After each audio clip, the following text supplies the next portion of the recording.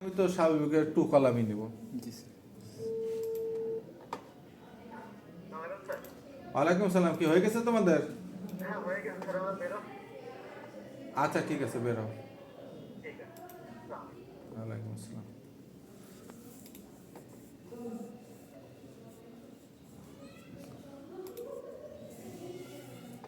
এখানে তুমি এটা দিলা, তারপরে এখন তো এই জায়গা 2 ভাগ হয়ে গেছে না?